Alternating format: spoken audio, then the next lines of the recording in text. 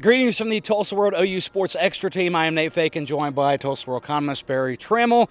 Barry, another up and down game for the Sooners against Tulane, but it was a 34-19 win for the Sooners to improve to 3-0.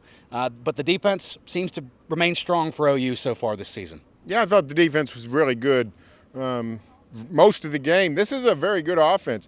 I mean, we saw Kansas State's defense on Friday night against Arizona, a high-powered offense and completely shut down.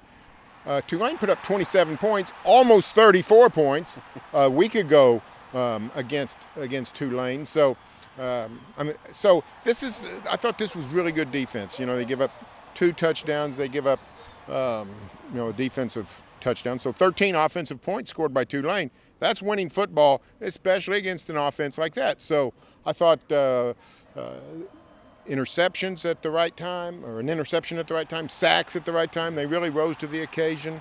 I'm getting more and more enthused about this OU defense. Yeah, there seems to be new guys stepping up, like our Mason Thomas. Right. It was legacy game almost for him today. Our Mason Thomas went into the last 6 minutes of this game, having been a Sooner for 2 years and almost three games. He had 1.5 sacks in his career. Then he had 3 in about 4 minutes. So, a phenomenal end of the game for our Mason Thomas. I joked earlier it was like Steph Curry in the fourth quarter or something out there. The offense, it continues to be a roller coaster for Seth Luttrell, Jackson Arnold, and that group. Just what did you see from them today and just overall? Yeah, they got better. I mean, they could run the ball, particularly the first half. Jackson Arnold's running game, they really unfolded that running game with Jackson, the quarterback run game, more than what we'd seen. He's a good runner. He's athletic.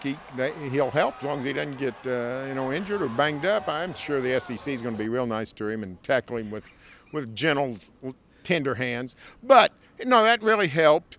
And for the most part, he passed effectively. Now, second half, the offense fell off the table. 4 straight bad possessions, including a pick 6 that gets Tulane back in the game. All of a sudden, it's a 24-19 game. Tulane gets the ball back, and it's anybody's game. So he can't make that kind of decision. That's the kind of decision that'll get you beat against Tennessee. So they survived it against Tulane, won't survive that against Tennessee.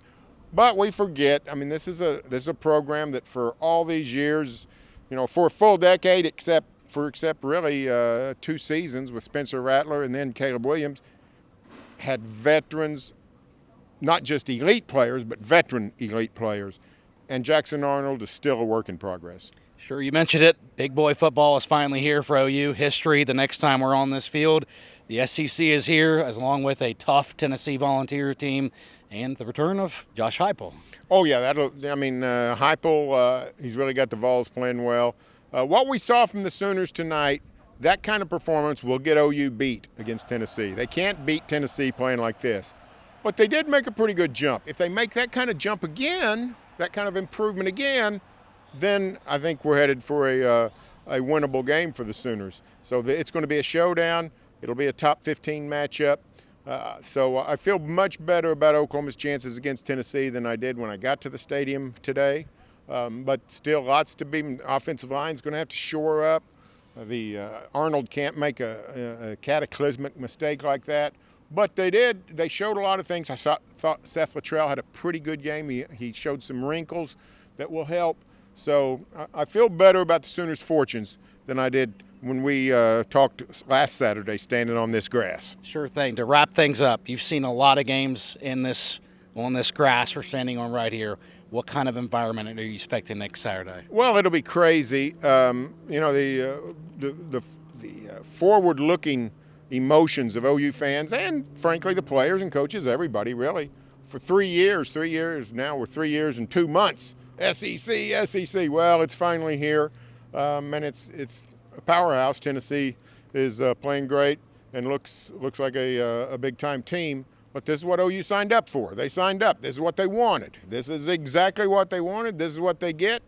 And I think the stadium will be rowdy, and I think it'll keep crescendoing even bigger as the game goes on, as long as the Sooners' performance keeps the fuel.